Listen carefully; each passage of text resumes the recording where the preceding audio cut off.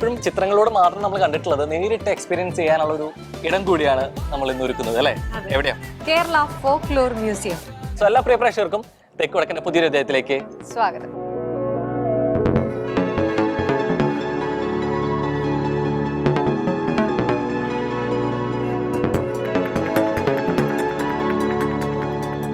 നമുക്ക് ചുറ്റും കാണുന്ന കാഴ്ചകളിൽ മാത്രമല്ല അതിന്റെ പ്രത്യേകത നിൽക്കുന്നത്. നമ്മൾ നിൽക്കുന്ന നിലത്തിൽ വരെ അതിന്റെ സവിശേഷമായിട്ടുള്ള കാര്യങ്ങളുണ്ട് അല്ലെ? ആ വുഡ് പാനൽ തൊട്ട്.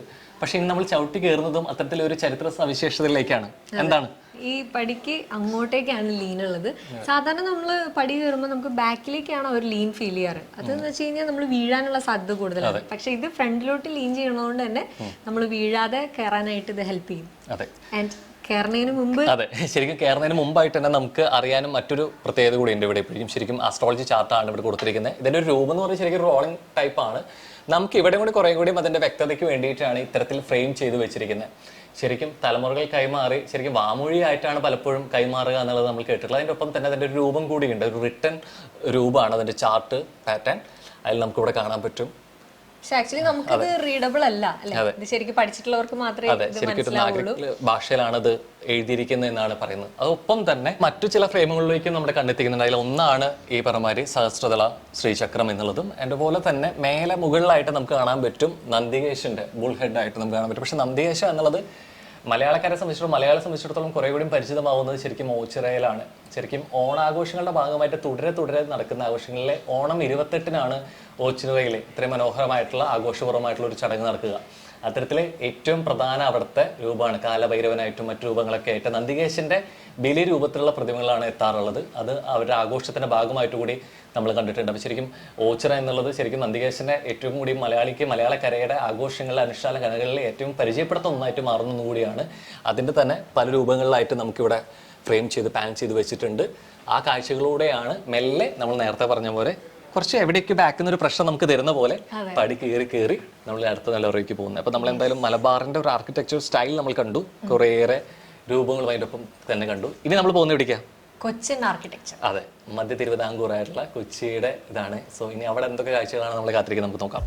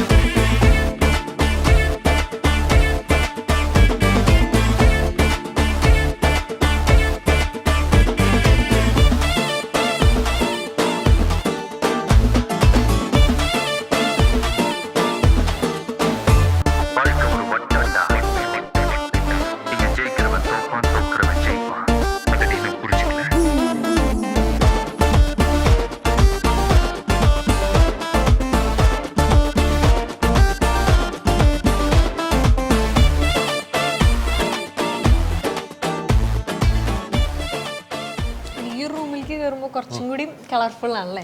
നമ്മൾ നേരത്തെ പറഞ്ഞ പോലെ ആർട്സിന്റെ കോസ്റ്റ്യൂംസും അതുപോലെ തന്നെ ഓർണമെന്റ്സ് ആണ് കൂടുതലായിട്ട് ഇതിൽ ഷോക്കേസ് ചെയ്തിരിക്കുന്നത്.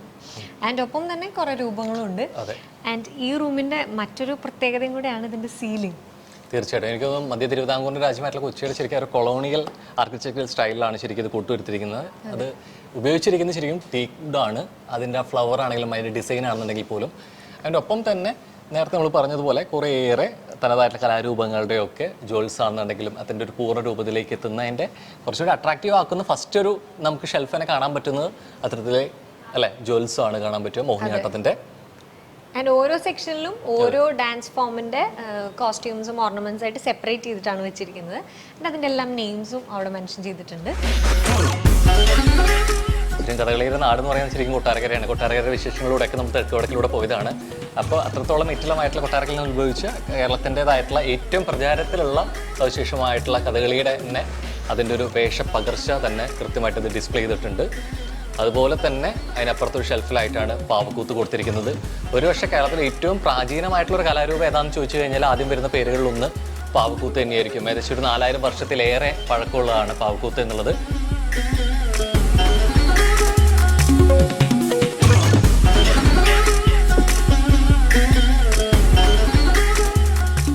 കാണുന്ന കാഴ്ചകളിൽ എവിടെയൊക്കെയോ നമുക്കിത് സ്വന്തമാക്കാൻ തോന്നുന്ന ഒരു കൗതുക കൊതിയൊക്കെ ഉണ്ട്. പക്ഷെ ഇത് സ്വന്തമാക്കാൻ നിർവാഹമില്ല, ഇത് കാണാൻ മാത്രമേ പറ്റുള്ളൂ. പക്ഷെ അത്തരത്തിൽ വാങ്ങാനുള്ള ഒരു സൗകര്യം ഇവിടെ ഒരുക്കുന്നുണ്ട്. പ്രത്യേകിച്ച് ദേശാന്തരങ്ങൾക്ക് അപ്പുറം നിന്ന് ഈ കാഴ്ചകളിലേക്ക് എത്തുന്ന ആളുകളുള്ളതുകൊണ്ട് തന്നെ കുറച്ചും ട്രഡീഷണൽ ആയിട്ടുള്ള ഡ്രസ്സ് ഉണ്ട്. ശരിക്കും വാങ്ങാൻ നിർവാഹമില്ല, ലേഡീസ് കളക്ഷൻ ആണ്. അതെ, നമ്മളെ സ്വീകരിക്കാൻ തന്നെ വരുന്നത് നമ്മുടെ കേരള സാരി കൊടുത്ത ചേച്ചിമാരായതുകൊണ്ട് അത് കാണുമ്പോൾ ചിലപ്പോൾ ഈ ഫോറിൻ നിന്ന് വന്നവർക്ക് ഈ ഒരു സാരി വാങ്ങിയാൽ കൊള്ളാമെന്ന് തോന്നിയാൽ അവർക്ക് വേണ്ടി ഇതാ ഒരു ഷോപ്പും കൂടെ ഇവർ അറേഞ്ച് ചെയ്തിട്ടുണ്ട്. ആൻഡ് ഇപ്പൊ നമ്മൾ ഒരു 2 നില വരെ കണ്ടു അല്ലേ? കണ്ടു. കൊച്ചിൻ കൊളോണിയൽ രീതിയിലേക്കുള്ള അല്ലെ അതൊരു ആർക്കിടെക്ചർ ഒരു സ്റ്റൈൽ നമ്മൾ കണ്ടു. അപ്പൊ 2 ഫ്ലോറിലായിട്ട് കണ്ടതിന് അടുത്തൊരു ഫ്ലോറിലേക്ക് ഒരു മണി പോകാനുള്ള ഒരു ആകാംക്ഷ കൂട്ടുന്നുണ്ട്. അപ്പൊ ആ ഒരു എക്സൈറ്റ്മെന്റോട് കൂടി തന്നെ നമ്മൾ പോവാണ് ട്രാവൻകൂർ ആർക്കിടെക്ചറിലേക്ക്. പോയാലോ?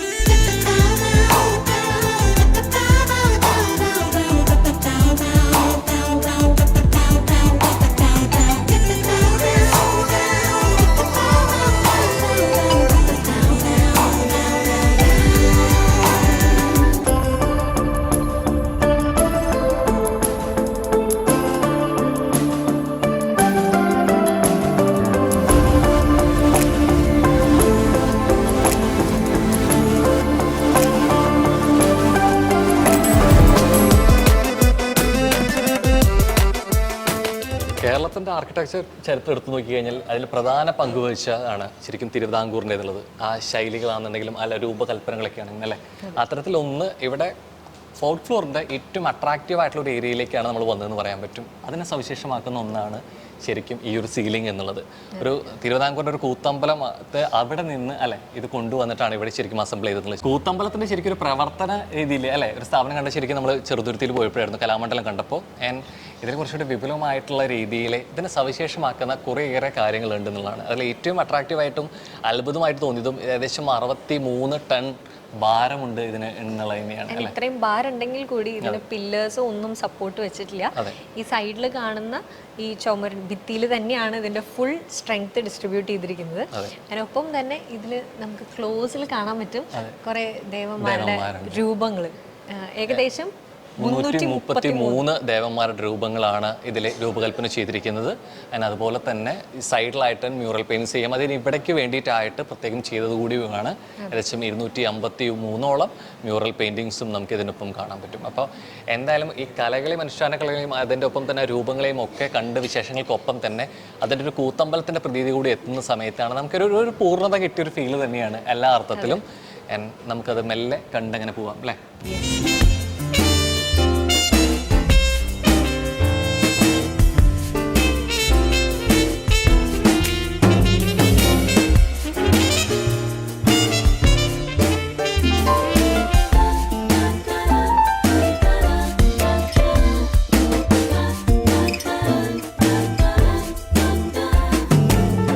കാഴ്ചകളിലും വിശേഷങ്ങളിലും ഇവിടേക്ക് പിന്നെയും വരാനൊക്കെ തോന്നുന്നില്ലേ? ഞങ്ങൾക്ക് തോന്നുന്നുണ്ട്, ഈ കാഴ്ചകൾ നിങ്ങൾക്കും തോന്നുന്നുണ്ടെന്ന് അറിയാം. അപ്പോൾ അത് മിസ് ചെയ്യേണ്ട. പോരെ കൊച്ചി തേവരയിലുള്ള ഫോൾട്ട് ഫ്ലോർ മ്യൂസിയം അല്ലേ? സോ അപ്പോൾ ഇവിടെ വന്ന് കുറേയും കൂടി ഒരു ആർക്കിടെക്ചറിൻ്റെ ഈ ന്യൂനത അല്ലെന്നുണ്ടെങ്കിൽ എത്രത്തോളം സമ്പന്നമായിരുന്നു കേരളം എന്നുള്ളതിനെ കുറച്ചുകൂടി അടുത്തറിയാൻ കൂടി പറ്റുന്ന സ്ഥലം കൂടി തന്നെയാണ്. അതെ, അങ്ങനെ ഒരേ ഒരു കെട്ടിടത്തിൽ തന്നെ നമ്മൾ 3 രീതിയിലുള്ള ആർക്കിടെക്ചർ ഒക്കെ കണ്ടു, കുറേയേറെ ചരിത്രപരമായിട്ടുള്ള വിശേഷങ്ങളൊക്കെ കണ്ടു. ഇനി നമ്മൾ അടുത്ത സ്പോട്ടിലോട്ട് പോവാണ് അല്ലേ? യെസ്.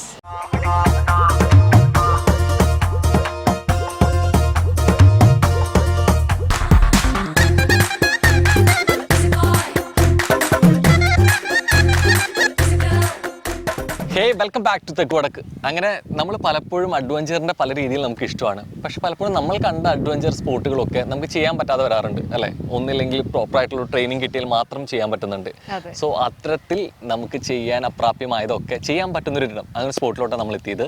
മുനമ്പത്താണ് നിൽക്കുന്നത്. സോ ഇവിടെ മുനമ്പം നെപ്റ്റ്യൂൺ ആണ് നമുക്കൊക്കെ അത്തരത്തിൽ നമ്മളെ മനസ്സിൽ കണ്ട അഡ്വഞ്ചറിലോട്ടൊക്കെ നമ്മളെ ട്രെയിൻ ചെയ്യുന്നതും എക്സ്പീരിയൻസ് ചെയ്യാൻ പോകുന്നതും ഒക്കെ അല്ലേ? അതെ, നമ്മൾ പലപ്പോഴും റീൽസിലൊക്കെ മാത്രം കണ്ടിട്ടുള്ള പല റൈഡുകളും ഇന്ന് നമ്മളെ കാത്ത് ഇവിടെ നിൽക്കുന്നുണ്ട്. അപ്പൊ ഏതൊക്കെ റൈഡുകളാണ് കയറാൻ പോകുന്നത് നമുക്കറിയില്ല. എന്തായാലും എല്ലാ റൈഡ്സ് ഏതൊക്കെയാണെന്ന് നോക്കി അതിനെപ്പറ്റി കൂടുതൽ ഡീറ്റെയിൽ ആയിട്ടൊക്കെ അറിഞ്ഞ് നമ്മൾ ഏതിലൊക്കെയാണ് കയറാൻ പറ്റുന്നതെന്ന് വെച്ചാൽ അതിലൊക്കെ മാക്സിമം കയറി അടിച്ചു പൊളിച്ച് ഇന്നത്തെ ഒരു എപ്പിസോഡ് നമ്മൾ തീർക്കും. അപ്പൊ എന്തായാലും നെപ്റ്റ്യൂൺ ടീമാണ് നമുക്ക് ഇവിടെ ചെയ്യുന്നത്. അപ്പൊ ഏതൊക്കെ റൈഡ് ഉണ്ട്, എങ്ങനെയൊക്കെയാണെന്നുള്ളത് കുറെ കൂടി ആധികാരികമായിട്ട് സംസാരിക്കണമെന്നുണ്ടെങ്കിൽ അതിന് പറ്റിയ ഒരാൾ നമുക്കിപ്പം ജോയിൻ ചെയ്യുന്നുണ്ട്. സോ ഹായ്, ഹലോ, നമസ്കാരം. ഓൾറെഡി ബ്രൗഷറൊക്കെ കൊണ്ടാ നടക്കുന്നത്. ഞാൻ ആർക്കെങ്കിലും എന്തെങ്കിലും ഡൗട്ട് ഉണ്ടെങ്കിൽ കൈയോടെ കൊടുക്കാൻ വേണ്ടിയിട്ട്. അപ്പൊ എന്തായാലും നെപ്റ്റ്യൂൺ എന്താ പ്രത്യേകത എന്താ? ഓക്കെ, ഇതിനെല്ലാം പുറകിൽ പ്രവർത്തിച്ച ഒരാളുണ്ട്. മെഷ് മനോഹരൻ എന്നാണ് നമ്മുടെ ഓണറുടെ പേര്. പുള്ളിക്കാരന്റെ കീഴിലാണ് നമുക്ക് ഓൾറെഡി 2 സ്പോട്ടാണുള്ളത്. വർക്കലയിൽ വരുന്നുണ്ട്, അതേപോലെ മുനമ്പത്താണ് വരുന്നത്. നമുക്ക് ഒരുപാട് ആക്ടിവിറ്റീസ് ഉണ്ട്, 20ഓളം ആക്ടിവിറ്റീസ് ഉണ്ട്. അതേപോലെ നമ്മൾ ഈ എല്ലാ പ്രോഡക്റ്റും ട്രെയിൻ ചെയ്തും കൊടുക്കുന്നുണ്ട് സ്റ്റാഫിന്. ഓക്കെ, എനിക്ക് തോന്നുന്നു ഈ പലപ്പോഴത്തും ഈ വാട്ടർ റൈഡുകളും സ്പോട്ടുകളൊക്കെ കണ്ടിട്ടുണ്ടെങ്കിൽ പോലും ഈ സ്കൂബ ഡൈവ് ഒന്നും എല്ലായിടത്തും ഉണ്ടായിരിക്കും. എല്ലായിടത്തും അവൈലബിൾ. കേരളത്തിൽ നമ്മൾ വർക്കലയിൽ ഓൾറെഡി ചെയ്യുന്നുണ്ട്, അതേപോലെ മുനമ്പം. ഇതേപോലെ തന്നെ എല്ലായിടത്തും ഇല്ലാത്തൊരു ഐറ്റാണ് നമുക്ക് ഫ്ലൈ ബോർഡ് എന്ന് പറഞ്ഞത്. അത് കേരളത്തിൽ നമ്മുടെ കയ്യിൽ മാത്രമാണ് ഇപ്പോൾ അവൈലബിൾ ആയിട്ടുള്ളത്. ഏറ്റവും കൂടുതൽ ഡിമാൻഡിംഗ് ആയിട്ടുള്ള റൈഡ് ഏതാ? തീർച്ചയായും സൂപ്പർ സ്കിയാണ് എല്ലാവർക്കും കൂടുതലായിട്ട് ഡിമാൻഡുള്ളത്. അതേപോലെ ജെസ്കി. പിന്നെ വെൽ ട്രെയിനഡ് ആയുള്ള സ്റ്റാഫുകളാണ് നമുക്കുള്ളത്. എല്ലാവരും എക്സ്പീരിയൻസ്ഡ് സ്റ്റാഫാണ്. അതുപോലെ മെയിൻ ആയിട്ട് നമ്മൾ നോക്കുന്നത് വെച്ചിട്ടുണ്ടെങ്കിൽ കസ്റ്റമേഴ്സിന്റെ സേഫ്റ്റി ആണ് മെയിൻ ആയിട്ട്. ലൈഫ് ജാക്കറ്റ് ഇട്ടിട്ടാണ് എല്ലാ പ്രോഡക്റ്റും നമ്മൾ പ്രൊവൈഡ് ചെയ്യുന്നത്. അപ്പൊ എന്തായാലും കുറെ അധികം റൈഡുകൾ അവിടെ വെയിറ്റ് ചെയ്തിരിക്കുന്നത് നമ്മളെ. അപ്പൊ നമുക്ക് മെല്ലെ വിട്ടാലോ നോക്കാം. നെപ്റ്റ്യൂൺ നമ്മൾ കാത്തു വെച്ചാൽ എന്തൊക്കെയാ നമുക്ക് നോക്കാം.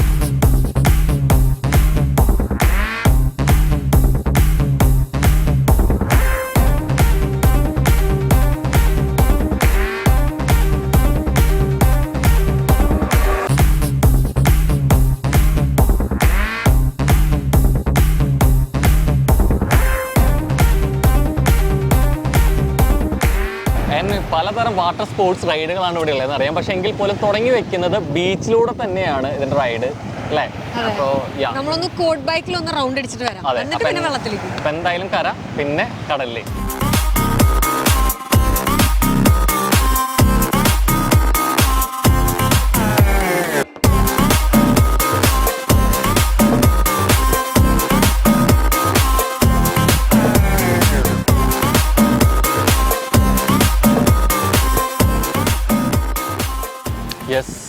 എങ്ങനെയുണ്ട്? അടിപൊളി. ഞാൻ ആക്ച്വലി കണ്ടിട്ടേ ഉള്ളൂ ഇതൊക്കെ വീഡിയോസിലൊക്കെ. ആദ്യമായിട്ടാണ് ഇത് ട്രൈ ചെയ്യുന്നത്. കൊള്ളാം. ചില സമയത്ത് നമ്മുടെ ബാലൻസ് പോണ പോലെ തോന്നും, പക്ഷെ കുഴപ്പമില്ല. ഇടയ്ക്കിടയ്ക്ക് ബൈക്ക് നമ്മളെ കൺട്രോൾ ചെയ്യണ പോലെ പോകും, പ്രത്യേകിച്ച് ബീച്ചിന്റെ സ്ലോപ്പ് ഏരിയയിലൊക്കെ വരുമ്പോൾ. അപ്പൊ എന്തായാലും ഇനി നമുക്ക് സ്പീഡ് ബോട്ടാണ് അല്ലെ? മെല്ലെ ഇവിടെ നിന്ന് കരയിൽ നിന്ന് കടലിലോട്ട് പോകാം. ഇനി കളി കടലിൽ വിട്ടാലോ?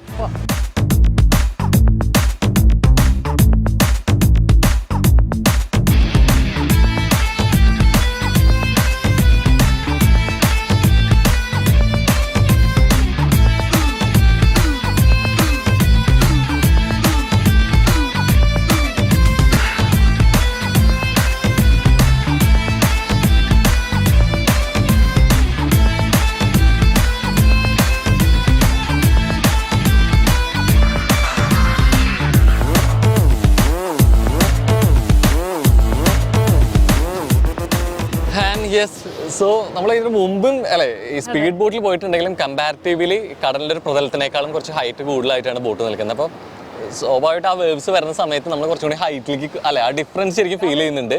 അതിൽ നിന്ന് വന്നിട്ട് ഒന്ന് ലാൻഡിലേക്ക് ചെയ്യുന്ന സമയത്ത് ഭയങ്കര വന്ന് അടിക്കുന്ന ഒരു ഫീലാണ്. ശരിക്കും ഈ ഗർത്തങ്ങൾ റോഡിൽ മാത്രമല്ല, നമ്മൾ ഫ്ലൈറ്റിൽ പോകുമ്പോൾ ഫ്ലൈറ്റിലും ഗർത്തങ്ങൾ അങ്ങനെ കണ്ടിട്ടുണ്ട്. പക്ഷെ വെള്ളത്തിൽ പോകുമ്പോൾ വെള്ളത്തിലും ഗർത്തങ്ങൾ ഉണ്ടെന്നുള്ളത് നമുക്ക് ഇന്ന് മനസ്സിലായി. അതെ, ഓരോ വേവ് കയറി കഴിഞ്ഞാൽ അടുത്തത് പിന്നെ ഒരു ഗർത്തത്തിലോട്ട് വന്ന് ഇങ്ങനെ ഇടിക്കുന്നത് നമുക്ക് ഫീൽ ചെയ്യാൻ പറ്റും. അപ്പൊ എന്തായാലും സ്പീഡ് ബോട്ട് കഴിഞ്ഞു. ഇനി അടുത്തായിട്ട് നമ്മൾ അവിടെ കാത്തു നിൽക്കുന്നുണ്ട്. അതിനുള്ള റെഡി ആക്കിക്കൊണ്ടിരിക്കുകയാണ്. സീ റാഫ്റ്റിംഗ് ആണ്. നമ്മൾ കയാക്കിന്റെ ഒരു വേർഷൻ കണ്ടിട്ടുണ്ട്, അതിന്റെ കുറച്ചുകൂടി വലുതാണ് എന്നുള്ള രീതിക്ക്. അപ്പോൾ ഏകദേശം മെത്തേഡൊക്കെ ആ രീതിക്കാണ്. അപ്പൊ എന്തായാലും സീ റാഫ്റ്റിംഗ് ഫസ്റ്റ് ടൈം ആണ് എക്സ്പീരിയൻസ് ചെയ്യുമ്പോൾ എന്താ നോക്കാം അല്ലേ?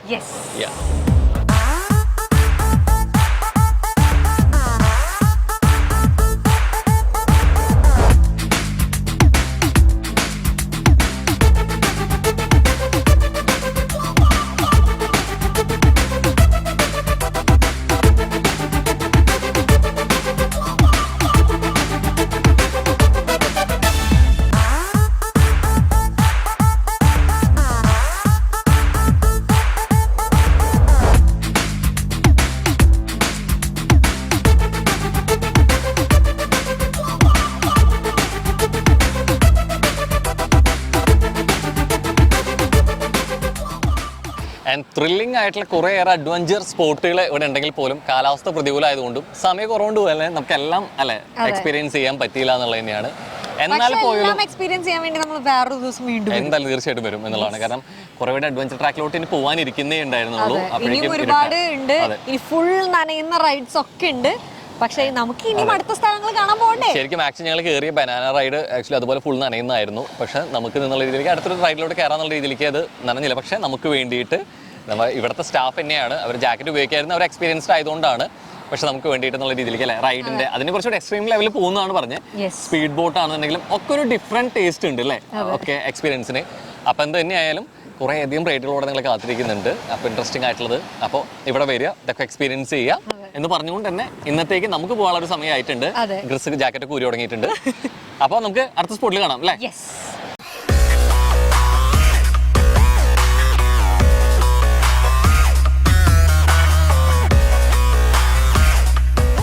കൊച്ചി വളരുകയാണ്. പക്ഷേ ആ വളരുന്ന കൊച്ചിയിൽ അങ്ങനെ എളുപ്പത്തിൽ വണ്ടി ഓടിച്ച് പോകാൻ പറ്റില്ല അല്ലേ, മൊത്തത്തിലൊരു ട്രാഫിക് മയമാണ്. പക്ഷേ അത്രയും സ്പീഡിൽ വണ്ടി ഓടിക്കാൻ ആഗ്രഹമുള്ളവർക്ക് പറ്റുന്നൊരു സ്പോട്ടിലാണ് ഇവിടെ എത്തിയിട്ടുള്ളത്. കാരണം നമ്മൾ ടി വിയിലൊക്കെ കണ്ട് F1 റേസിലോടൊക്കെ ഷൂമാക്കറിനൊക്കെ കണ്ട് നമ്മൾ ഹരം കൊണ്ടിട്ടുണ്ട്. സോ അതുപോലൊരു വണ്ടി ഓടിച്ചിരുന്നെങ്കിൽ മൂക്കാത്തായിട്ട് ആരും ഉണ്ടാവില്ല. സോ അത്തരത്തിലുള്ള ഒരു അല്ലേ റൈഡിനും ഡ്രൈവിനും പറ്റിയ ലൈസൻസ് വേണ്ട. അതെ, പക്ഷേ ലൈസൻസ് വേണ്ട, പക്ഷെ പ്രായപരിധി ഉണ്ട്, 10 വയസ്സെങ്കിലും ആവണം.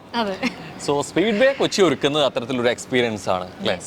സോ കേരളത്തിലെ തന്നെ ആദ്യത്തെ ഇൻഡോർ ഗോ കാർട്ടിംഗ് ആണ് നമ്മൾ ഇന്ന് ചെയ്യാനായിട്ട് പോകുന്നത്. ആൻഡ് ഗോ കാർട്ടിംഗ് മാത്രമല്ല, ഇവിടെ വേറെയും ഒരുപാട് ആക്ടിവിറ്റീസ് ഒക്കെ ഉണ്ട്. പക്ഷെ നമ്മൾ ഇന്ന് ചെയ്യാൻ പോകുന്നത് ഗോ കാർട്ടിംഗ് ആണ് അല്ലേ? നമ്മൾ ട്രാഫിക് ഇല്ലാതെ സിഗ്നൽ ഇല്ലാതെ നമ്മൾ ഓടിക്കാൻ പോകണം. ആൻഡ് തീർച്ചയായിട്ടും ഇതൊരു ലാപ്പാണ് അല്ലേ? ശരിക്കും ഓരോ ലാപ്പ് കഴിയുമ്പോൾ ആരാണ് ഇത് വിൻ ചെയ്യാൻ നമ്മൾ നോക്കാറുള്ളത്. അത്തരത്തിൽ 8 ലാപ്സ് ഒക്കെ ആണെന്നുണ്ടെങ്കിൽ ഒരു 300 മുതൽ സ്റ്റാർട്ട് ചെയ്യും. അപ്പം തന്നെ അല്ലെ 10 ലാപ്പ് ആണെന്നുണ്ടെങ്കിൽ 350, 20 ലാപ്സ് ആണെങ്കിൽ 650 അങ്ങനെ പോകുന്നു റേറ്റ്. യെസ്, അപ്പോൾ മിനിമം 8 ലാപ്സ് ആണ്. അതെ. അപ്പോൾ നമുക്ക് തുടങ്ങിയാലോ? പോവാം.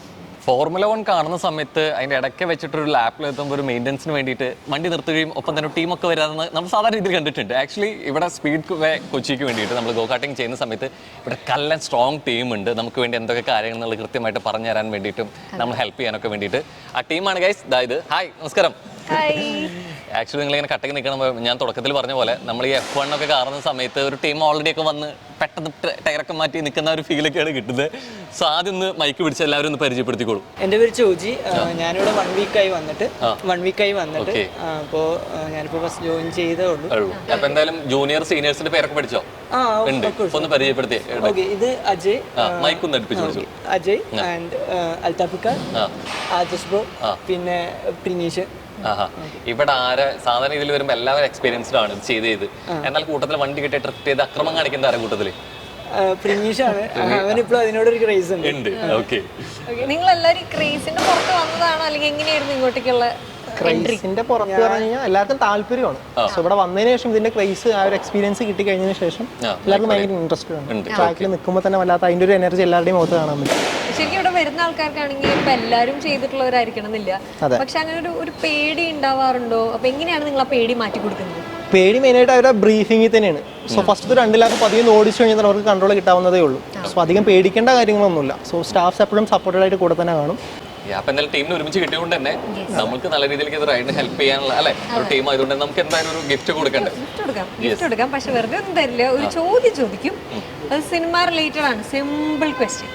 അപ്പോൾ ഫിലിം റിലേറ്റഡ് ആയിട്ടുള്ള ഒരു ഇമേജ് ആണ് കാണിക്കുന്നത്. ആ ഇമേജ് കണ്ടിട്ട് ഏത് ഫിലിമാണ് ഓർമ്മ വരുന്നത് അതിന്റെ പേര് പറയാം. റൈറ്റ് ആൻസർ ആണെങ്കിൽ നമ്മൾ സമ്മാനം കയ്യിലോടെ തരും. അപ്പൊ എന്തായാലും ഇമേജിൽ കാറല്ല, മറ്റൊരു സാധനമാണ്. കാണിച്ചോ? ഒത്തിരി അറിയാണെന്ന് കൈ ഉയർത്തിയ മൈക്ക് തരാം. അതിലെന്താ കാണുന്നുണ്ടോ? സൈക്കിൾ. രണ്ട് സൈക്കിള് വരുന്നത്. പ്രമേയായിട്ടുള്ള എന്തെങ്കിലും സിനിമ മനസ്സിൽ വരുന്നുണ്ടോ? സൈക്കിൾ മൈക്ക് പിടിച്ചിട്ട് ഏതാണ്? സൈക്കിൾ എന്ന് പറഞ്ഞ മൂവി ഉണ്ടല്ലോ. സൈക്കിൾ അല്ല, അതിൽ 2 സൈക്കിൾ ഉണ്ടോ? 2 സൈക്കിൾ വരുന്നത്. പിന്നെ അതിന് പുറകിൽ എന്താ കാണുന്നത്? ഹിമാലയം. ഇത് അമ്പിളി. അമ്പിളി. അതെ, അമ്പിളി. അമ്പിളി ഉറപ്പാണ്. അമ്പിളി. സൗബിൻ. പിന്നെ ഒരാൾ കൂടി. ഈ സൈക്കിളിൽ ഒരാള് സൗബിനും പിന്നെ നസ്രീന്റെ അനിയൻ. പേരറിയത്തില്ല. അപ്പൊ എന്തായാലും റൈറ്റ് ആൻസർ. അപ്പൊ എന്തായാലും കൈ നിറയെ സമ്മാനങ്ങൾ എത്തിയിട്ടുണ്ട്. അപ്പൊ നമുക്ക് കൊടുത്തു തുടങ്ങിയാലോ? അപ്പൊ എന്തായാലും റൈറ്റ് ആൻസർ പറഞ്ഞ ആൾക്ക് തന്നെ കൊടുത്തു തുടങ്ങാം അല്ലേ? അപ്പൊ തുടങ്ങിക്കോളൂ. സൂര്യ കോമഡിയുടെ ഒരു സ്പെഷ്യൽ ഗിഫ്റ്റോട് കൂടിയാണ് നമ്മൾ തുടങ്ങുകയാണ്. കയ്യടി. യെസ്, എന്നെ അടുത്ത ഗിഫ്റ്റ് കൊടുത്തോളൂ. പിടിച്ചോ, ന്യൂ ജോയിനിങ്. യാ, OS ഉണ്ണിമായ പാലട നൽകുന്ന ഒരു പായസം മിക്സിന്റെ ഒരു സ്പെഷ്യൽ ഗിഫ്റ്റോട് കൂടിയിട്ടാണ്. അപ്പൊ പായസമൊക്കെ കഴിച്ച് വിളമ്പി ആ മധുരത്തോടു കൂടി സന്തോഷം ഉണ്ടാവട്ടെ. മഴയത്തും വെയിലത്തും വസ്ത്രങ്ങൾ മിന്നുപോലെ തിളങ്ങാൻ സൂര്യ വാഷിംഗ് സോപ്പ് തന്നെ വേണം. ചിരി വരട്ടെ, മിന്നി തിളങ്ങട്ടെ. യെസ്, നിനക്ക് ആവശ്യമുണ്ടാവുന്ന ഇല്ല മീൻസ് വീട്ടിൽ മെയിൻ അതിനടുത്ത ഗിഫ്റ്റ് എടുത്തതാണ്. യെസ്, കുഞ്ഞു മേനിക്കൊത്ത കുഞ്ഞുടുപ്പുകളുടെ ഇന്ത്യയിൽ നമ്പർ 1 ബ്രാൻഡ് ആയിട്ടുള്ള മാക്കിറ്റോസ് നൽകുന്ന ഒരു കിടിലൻ സമ്മാനം. ഫാമിലിയിൽ ഉണ്ണിയൊക്കെ ഉണ്ടോ? ഇനി അടുത്തത് ഇവിടെ സ്കിൽ ഡ്രൈവിംഗ് നടത്തിക്കൊണ്ടിരിക്കുന്ന ആൾക്കുള്ള സ്പെഷ്യൽ ഗിഫ്റ്റും കൂടിയാണ്. സോ കാഷ്യൂസിന്റെ പ്യൂർ ആൻഡ് നാച്ചുറൽ നെല്ലിക്കയും വയനാടൻ കാന്താരി മുളകും മറ്റു പ്രകൃതിദത്ത ചേരുവകളും ചേർത്ത് തയ്യാറാക്കുന്ന കാഷ്യൂസ് നെല്ലിക്ക കാന്താരി സിറപ്പാണ്. ഇനി കുറച്ച് എനർജി ഒക്കെ വരും, അതായത് അല്ലേ കുടിച്ചു കഴിയുമ്പോ. അപ്പൊ ഓക്കെ, കൺഗ്രാറ്റ്സ്. അപ്പൊ ഇതിൽ ഹാപ്പി ആയിട്ട് കുറെ പേര് ഇതുപോലെ അല്ലെ അവരുടെ ഒക്കെ ഒരു ഡ്രീം പോലെ ചെയ്യാൻ പറ്റട്ടെ എന്ന് കൂടി. നിങ്ങളുടെ ഗൈഡൊക്കെ നന്നായിട്ട് പോട്ടെ. അപ്പൊ thank you so much. Thank you. By.